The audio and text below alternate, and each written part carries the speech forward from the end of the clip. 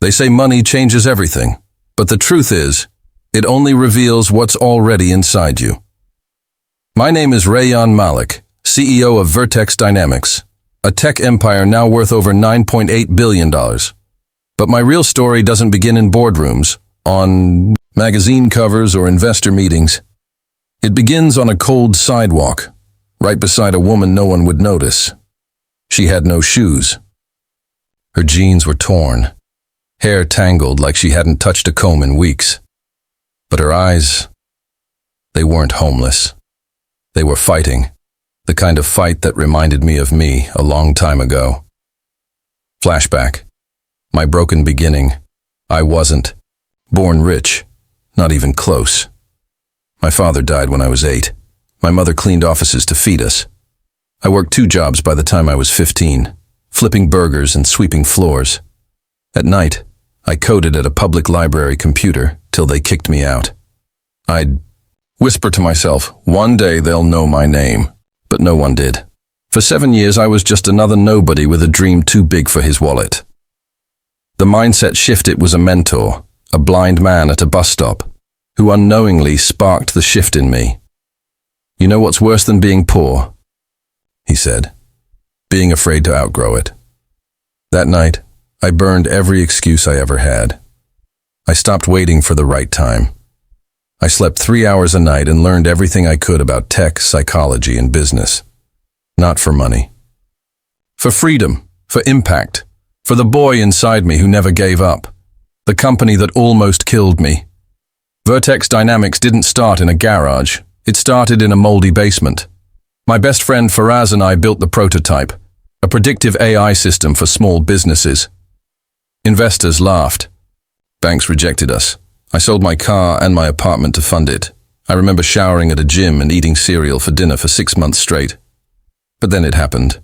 One single client, a small Pakistani logistics startup, used our AI and tripled their profits in 4 months. That was the first domino. The rise within 2 years, our AI was running logistics in 9 countries. By year 5, we were negotiating with Amazon and Alibaba.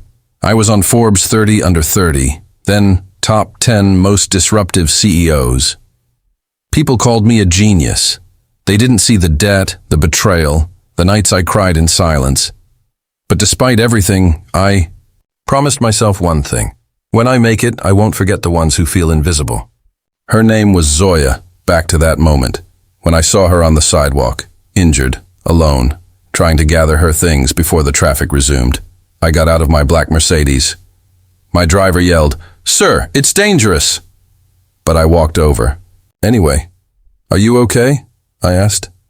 She looked up, fierce, defiant. "I don't need your pity." "I'm not offering pity," I replied. "I'm offering help." She didn't believe me. Why would she? I gave her my card. "If you ever want a job or even just a meal, this is real." She crumpled it. But I saw her eyes flicker. That was enough. 3 weeks later, my assistant walked in, holding a visitor form. "It's, a woman. Says you gave her your card." I turned the page. Zoya. She looked cleaner, but still guarded. I offered her coffee. She refused. "I didn't come for charity," she said. "I came for a chance." I smiled. That's all I needed too.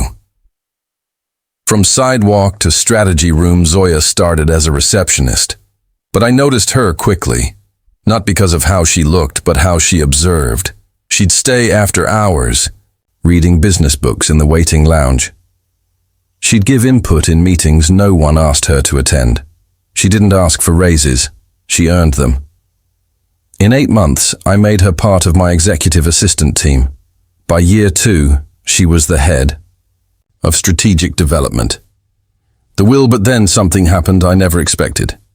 I was diagnosed with a rare genetic heart disorder. Doctors said I had maybe 5 years, maybe less. I refused to panic. Instead, I rewrote my will. Everything I had would go to someone who had nothing and built everything. It was crazy. It made headlines. The CEO who wants to marry a homeless woman? But they didn't know why. I wasn't marrying a charity case. I was marrying someone who reminded me of the fire I nearly lost. Zoya and I, we were the same kind of broken. And together, we were unbreakable. They say CEOs don't marry for love. They marry for mergers, for image, for legacy. But I wasn't most CEOs anymore. I was a man watching his clock tick louder every day, and instead of counting the seconds, I decided to fill them. I called Zoya to my penthouse. She looked different now, confident, assertive, sharp in a gray pantsuit she probably tailored herself. No traces of that girl from the sidewalk, except the eyes, still stormy, still fighting. The proposal without. "Roses, sit down," I said. She narrowed her eyes. "This isn't another promotion, is it?" No. Something more irrational. That made her smirk. "You? Irrational?" I took a deep breath. "If I told you I was dying, what would you say?" Silence. Then, slowly, I'd say, "Finally." "You're not invincible after all," I laughed. She never sugarcoated. That's why I trusted her. "I've rewritten my will," I said. "I want to marry you, publicly, and leave everything to you." She didn't blink. "Why me?" "Because you're the only person who never wanted anything from me, yet gave everything." The wedding that shook the city.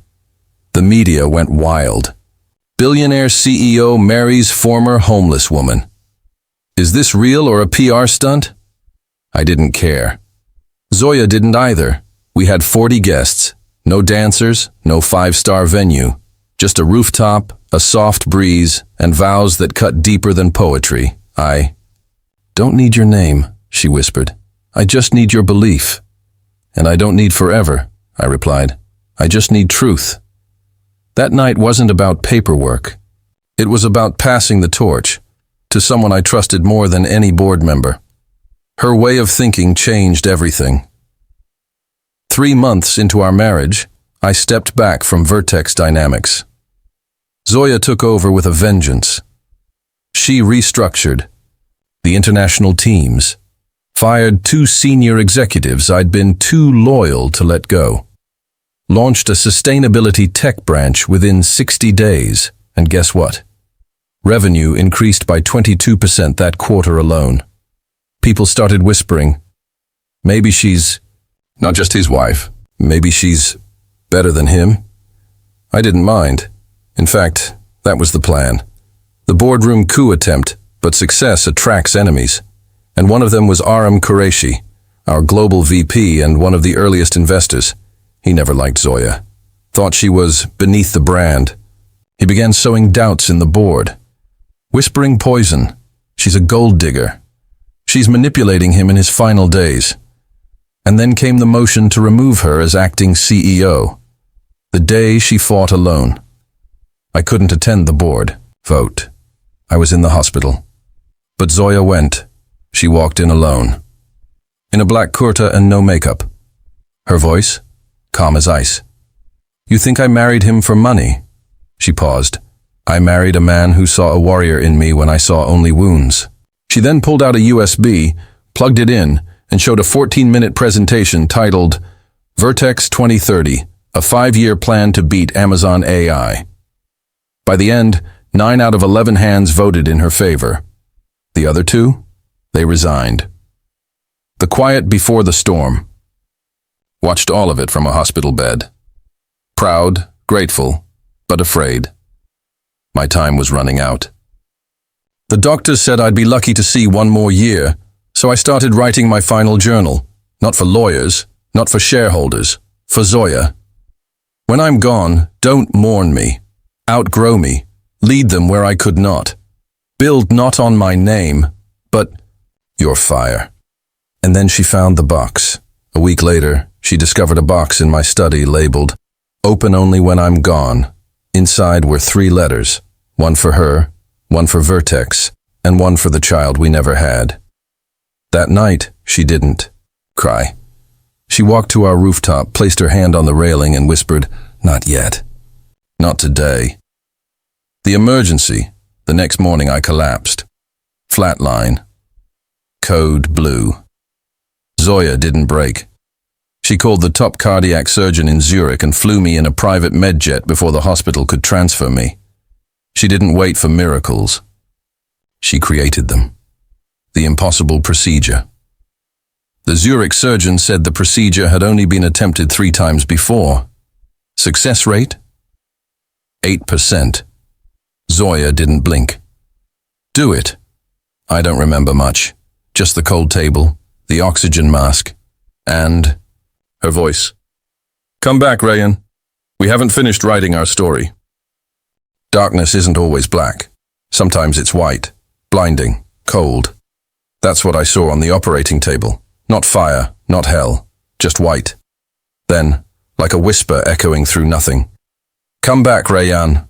We haven't finished writing our story." That voice brought me back. Recovery is not just physical. Waking up was like breathing through glass. Everything hurt. The machines beeped like distant war drums. But when I turned my head, she was there. Zoya, curled in the chair beside me, face pale but defiant. "You stubborn idiot," she whispered. "You actually survived." I smiled. Disappointed? She laughed through tears. Terrified. That was the first time I realized she didn't just rise because of me. She had been preparing to rise without me. Vertex, the Phoenix Company. During my absence, Zoya didn't just hold the company. Together, she reinvented it. She launched Project Nucleus, an AI platform built specifically for underserved businesses in developing countries, partnered with a tech NGO to donate AI solutions to 1,000+ women-run startups in South Asia and Africa. Took Vertex, carbon neutral, in 9 months. The world called her a genius. Our competitors called her dangerous. But I called her mine. The stranger who knew her name. It happened on a rainy Tuesday. Zoya was speaking at a global summit in Dubai. I had just returned home from therapy when my phone rang. Unknown number. "Is this Mr. Rayan Malik?" "Yes." The voice hesitated, then said, "My name is Samir. I'm looking for Zoya. She's my sister." The past. She never spoke of that night. I couldn't sleep. Zoya had told me she had no one, that her family had disappeared, but now her real brother was calling. When I asked her, she froze, then turned her back. "He's not my brother anymore." That sentence was not just pain. It was wounds wrapped in iron. She finally told me the truth. Her real story. Zoya's father was a respected professor, her mother, a painter. They lived a middle-class life until one day, her father was arrested on false corruption charges. The case made headlines. He died in custody. Her mother took her own life 2 months later. Samir, her brother, sold their house, took the money, and vanished. Zoya was 17. She wandered for 2 years, doing anything to survive. Street jobs, shelters, begging, even sleeping in subway stations. Until I found her. "What do you do with old pain?" I asked her. "Do you want to see him?" "No," she said, "but I'll meet him. Not as the girl he left, but the woman who never needed him. We flew him in. He was thinner than expected, wore guilt like a skin disease, but his eyes? Regret." "Zoya," he said, "I thought you died." "No," she replied. "I just learned how to live without people like you." He begged, apologized. She listened, then stood. "You're forgiven," she said, "but you're no longer needed." That's when I knew she had not just survived her past, she had overwritten it. The letter that broke me one evening, while Zoya was in New York, I found a sealed envelope in her drawer. My name on it, her handwriting, dated a month ago, before my surgery. Inside was a letter, not of love, not of goodbye, but of instruction. If you're reading this, it means I failed, and that I'm sorry. But you must continue, not for me, but for every girl who still sleeps on sidewalks. You built the staircase. I'll build the door. Don't mourn me. Scale the world with the fire we created together. Z. I didn't cry. I rose. The next morning, I rejoined Vertex, not as CEO, but as Zoya's strategic advisor. She was the leader now. I was the soldier again. The mindset that built a movement. Zoya started weekly town halls at Vertex, but they weren't about metrics. They were about mindset. Profit is a byproduct, she said. Purpose is the engine. She opened anonymous therapy funds for employees, gave ex-cons a second-chance employment program, started a policy where 20% of exec time must be spent, mentoring interns from low-income backgrounds. In just 1 year, Vertex's valuation doubled. But the greater miracle? No one wanted to leave. Then came the test, just as life was healing. Fate twisted the knife. Zoya fainted during a live interview. Diagnosis: neuroendocrine tumor, rare, aggressive. We switched roles. I became her lifeline. The world that once doubted her now held its breath. When the fighter becomes the patient, it's strange, watching the strongest person you know become fragile. Zoya, the woman who turned a company around, shut down billion-dollar bullies, and rebuilt herself from scratch, was now confined to IV drips and hospital gowns. Her spirit? Still iron. I don't want sympathy, she said. I want strategy. We had options: aggressive chemo, clinical trials, even experimental therapy in Sweden. But the doctors made one thing clear. She had 6 months if we did nothing, maybe 12 if treatment worked. The CEO's impossible decision. Zoya called an emergency board meeting. I'm not stepping down, she said, but I am stepping out for 30 days. The room went silent. She continued, in those 30 days, I'm launching something that will outlive all of us, something that changes how we use tech for the world's forgotten. We didn't understand, not at first, but we trusted her, because when Zoya had a plan, the world changed. Project Legacy, the startup for the starving. That month, Zoya unveiled Project Legacy, a $500 million initiative that deployed small-scale AI-powered supply chains to eliminate food waste and redirect surplus to rural, poverty-stricken areas in real time. Think Uber, but for leftover produce, medicine, clean water. She called it technology for those who never touch. Screens.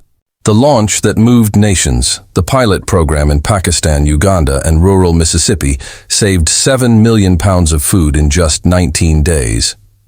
Zoya appeared in a global UN broadcast, frail, sitting in a wheelchair, but with her voice strong, like thunder. If we can deliver pizza in 30 minutes, why can't we deliver hope in 10? The world roared. Governments signed up. Billionaires pledged. Rivals applauded. The night she collapsed in my arms, that night she fainted again, in front of our apartment door.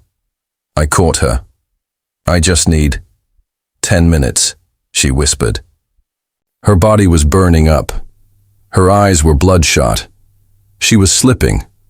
I rushed her to Zurich again. The prognosis was grim. The tumor had spread.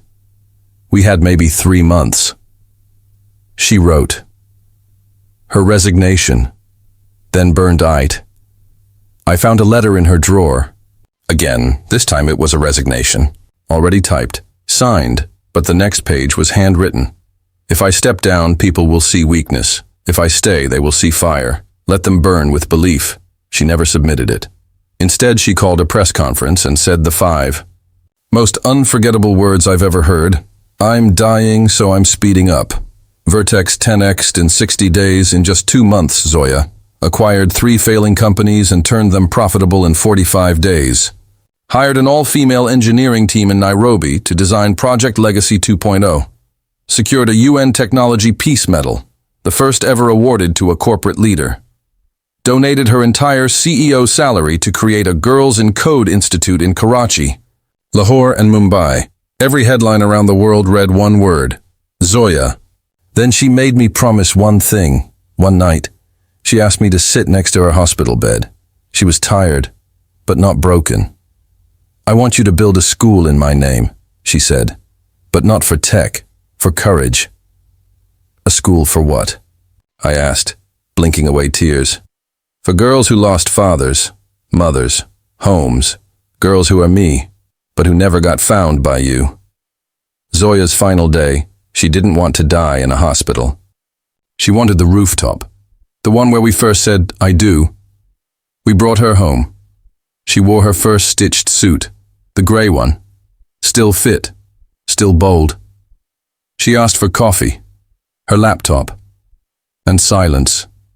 She watched the sunset, wrote a final blog post titled "The $1 Billion Goodbye."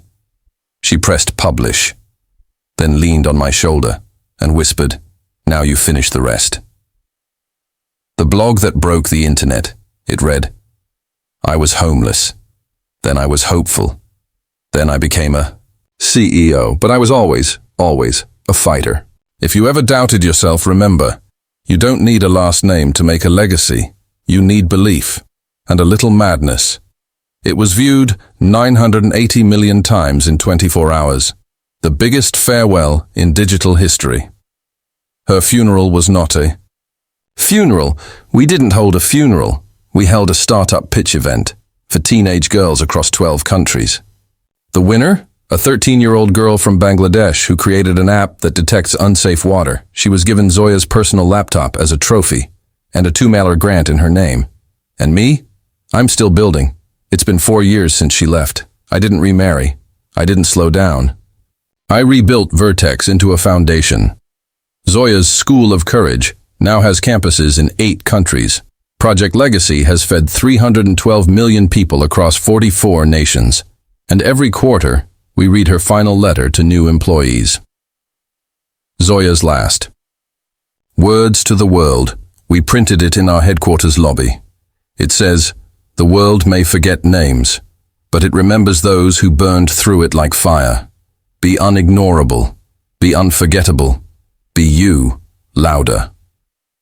From boardrooms to classrooms, after Zoya's death, I couldn't sit in glass towers anymore. Vertex was no longer a tech company. It had become a global force of compassion. But I didn't want titles, not CEO, not chairman, not Mr. Malik. I wanted to sit with kids. I started visiting our schools of courage, each one inspired by Zoya's story, for orphaned girls, street survivors, and the bold ones who dared to dream beyond their scars. I remember the first time I stepped into the Karachi campus. Hundreds of eyes stared at me, not with fear, but with expectation.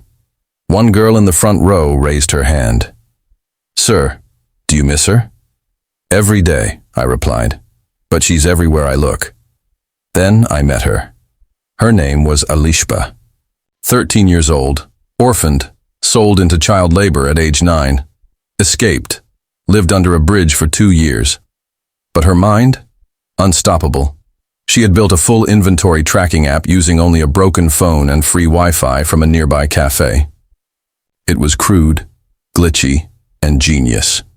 "You remind me of someone," I told her. She smiled. "Let me guess. Zoya?" I blinked. "How did you know?" She held up a page from her notebook. It was a sketch of Zoya, crowned in fire. Beneath it, she had written, "She wasn't a woman, she was a movement." Training the next CEO that night, I didn't sleep. I called my global leadership team the next morning. "This girl," I said, sending them Alishba's video, "is going to be CEO one day. You will train her." Some scoffed. "She's a kid, Rayan." I stared straight through the screen. "Exactly. That's when you start building legends." We launched a 14-year mentorship roadmap, not just for Alishba, for 100 girls like her. They weren't interns. They were future visionaries. Their salaries started immediately. Their ideas, funded. The world's youngest CTO 3 years. Later, at 16, Elara launched Vertiscan, a software that uses low-band sensors to detect contaminated water in disaster zones. The world noticed. UNICEF signed a partnership. Elon Musk tweeted her app.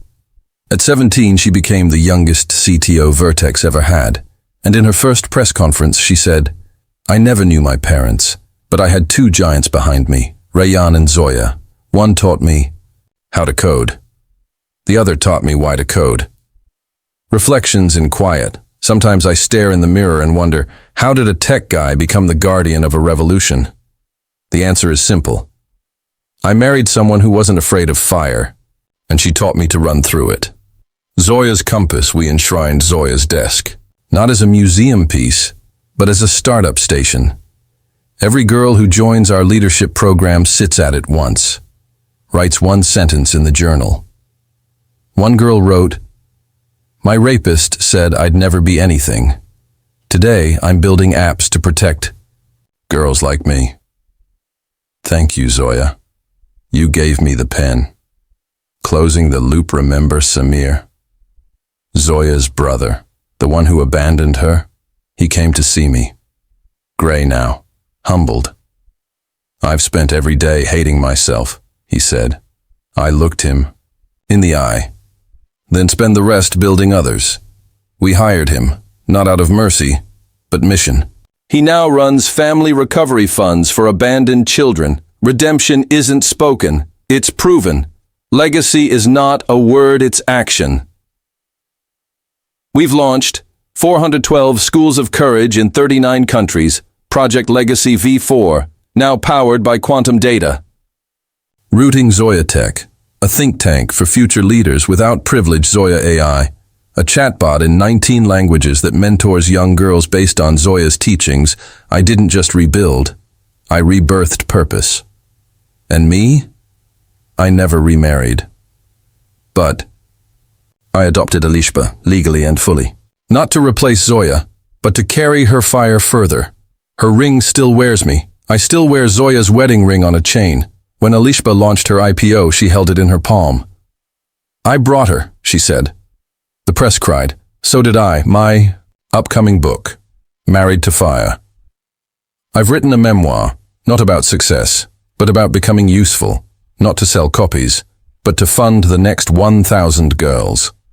Zoya's name is on every page, because without her, I was just a man with money. With her, I became a man with meaning.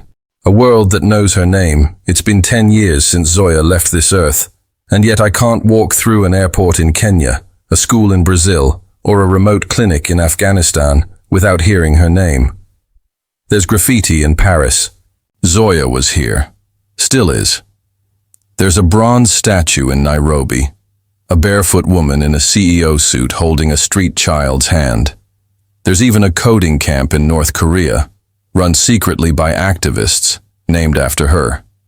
Zoya didn't just change lives, she infiltrated the human spirit.